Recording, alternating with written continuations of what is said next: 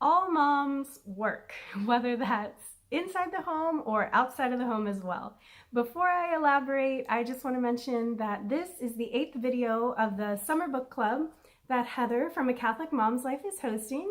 And this book is in the description below, as well as links to all of the other women in the book club. So definitely check out all of the other women and what they have to say about this chapter.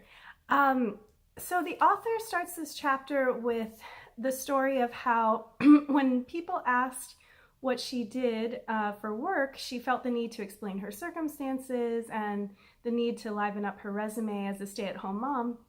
But then she came to a peace with her vocation as a mother. And so when people ask her now, what do you do? She says, I'm a mom with joy.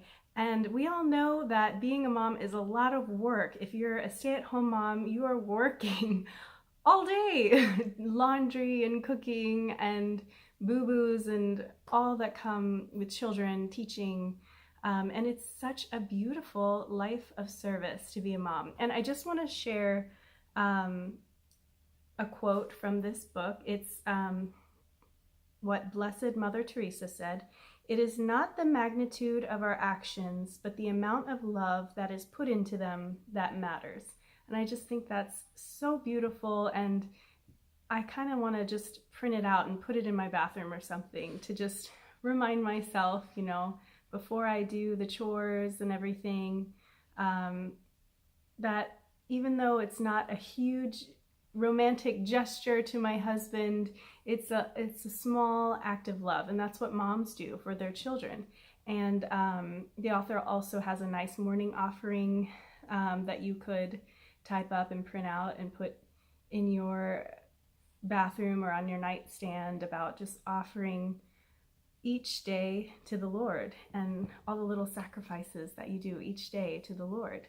The author also talks about how every family is unique. We're not to judge other families or compare them to our own.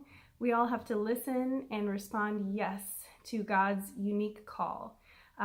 So some moms are going to feel like they need to work outside of the home. They need maybe some more adult time. They might be going crazy at home with kids. And some moms really find joy at home teaching their children. I am pretty lucky because although there have been seasons of my life where I worked full-time, I have always felt called to work that just happens to be part-time. I've worked part-time for the church ever since I graduated from school, and also various other nonprofits. You know, if they don't have the funding to take everyone on full-time, they end up having a lot of part-time workers. So I've always had part-time work that I love. So if and when my family grows, hopefully soon, pray for me, I am blessed that I can keep part-time work and stay at home and have lots of time with my family. And I'm just so blessed that I don't feel like a struggle about that. I feel at peace with that I can have a nice balance. Speaking of balance, the author talks about work and 5 factors to consider. She talks about the purpose of work. We should reflect and ask ourselves, do we support and serve others in our work? And are we overextending ourselves and shortchanging our family because of work? Also, communication. We need to communicate our needs to our spouses. They're not mind readers. I'm so glad I learned that. In the beginning of dating, I would just get upset with my husband because he didn't do something, but I didn't communicate what I wanted him to do. And yeah, so I always communicate how I'm feeling, and I don't have expectations of him generally, or I generally strive not to have expectations, to move away from why didn't you do that, which is what I did when I was younger. The author also mentions, just like you would communicate in an office setting, we need to communicate in our homes, in our families, with our spouses. She talks about support. No one can fulfill you except for God. So always praying and keeping God number one. God is such a big part of our support system. We're nothing without God. So prayer and developing that relationship with God is so important. Our family, friends, and community. The support system part makes me think of Jim Gaffigan. I love Jim Gaffigan. Him and his wife, Jeannie, they gave a commencement speech at the Catholic University of America a few years ago. And they spoke about a lot of beautiful things, but one of the main takeaways was you can't do it on your own. Jeannie was the oldest of 9 children, and when she graduated from college, she was like, I'm gonna do all these things by myself. And she shared that you can't do anything without God and without others in the world. You need a support system. So seek out support. The author also talks about breaks. Everyone needs a break.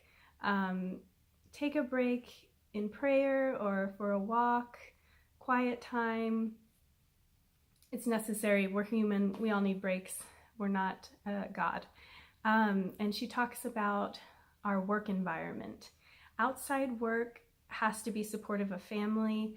Like I said earlier, I've been so blessed to work part-time for the church. I remember being at work at one point and a colleague was breastfeeding right in the middle of the church meeting. So it's just great to work for the church. I mean, obviously they're so supportive of our families growing.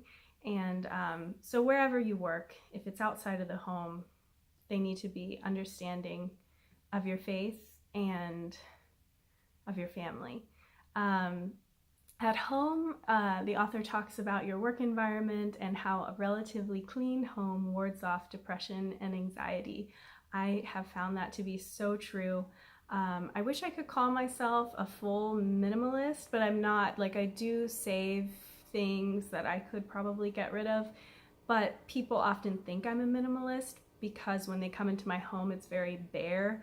I love a bare home. Like, I don't like a lot of clutter. It makes me feel so relaxed.